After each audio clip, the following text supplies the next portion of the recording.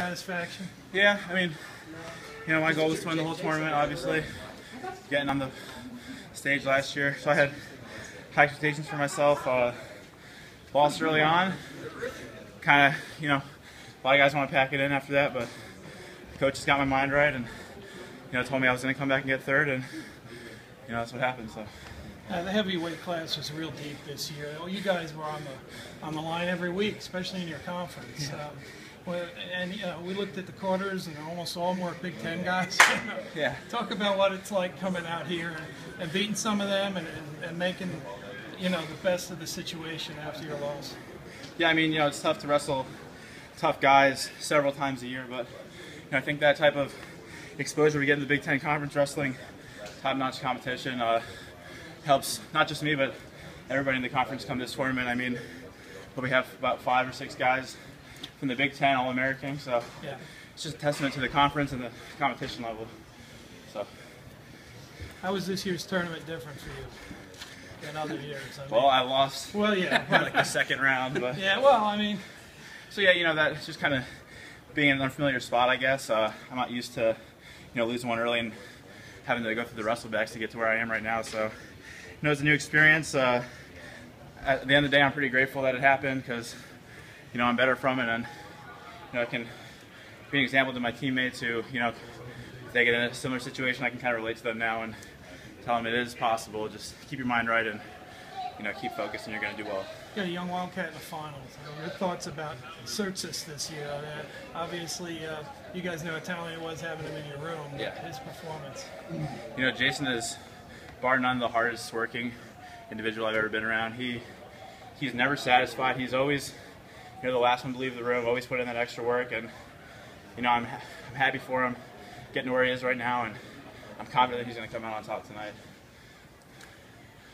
The move that Chalfant, 18 seconds. Can you walk us through 18 seconds? He's a big guy. He's aggressive. He gets into my legs a lot, and kind of when we fool around in practice, we do those types of moves. And I figure, nothing to lose. Give it a shot, and it worked out for me today. So that's something you've practiced? Yeah, I mean, you roll around and you get in positions like that. You wouldn't it's not like drill your high crotches. Okay, drill your lat drop. It just kind of happens, and it's good to get in those types of situations in the practice room, and you never know when they're going to be applicable to the real match situation, and today it happened.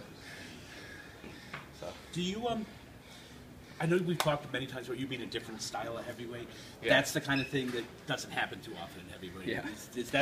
Was that the kind of, something you're particularly proud of? Because I know he beat you twice this season. Yeah. Chalfant, was that particularly satisfying?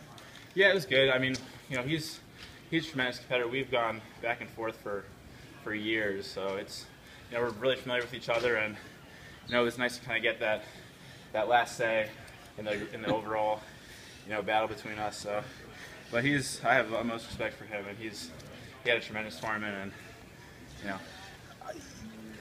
I have no other way to ask this. How did you lose the first? You come in with these high expectations of yourself. Last year being in the finals, and you kind of lose focus of it's a very systematic approach. Like you take one match at a time, and my thing was I was kind of focusing on the whole tournament, looking far into the future, and I don't want to say I overlooked them, but I was wrestling pretty conservatively, and that's what I was driving at. It didn't look like you as much. Tentative, yeah, kind of like wrestling like a heavyweight. So that's not where I succeed. I succeed wrestling, like a lighterweight guy. Right. So when I get away from that, I can keep it close to other people. So I guess I just got. Was that last takedown close at all? Which one? No, in Marston, the match where you had him on the edge. It's a scramble situation where I'm winning 9 times out of 10, and it was that 1 out of 10 shot that happened in the match. So you just can't leave anything up to chance, and you gotta wrestle better. And is that the lesson you take away from this tournament? Absolutely. Just once I got into the All-American round, I just kind of the pressure's off and you can let it fly. And I kind of started to remind myself of the wrestler I am. And earlier in the tournament, I kind of wasn't wrestling like that guy. So kind of just a reminder of my capabilities. when you look at like these guys who are in the finals and these guys, you beat most of these guys, all of these guys, I guess.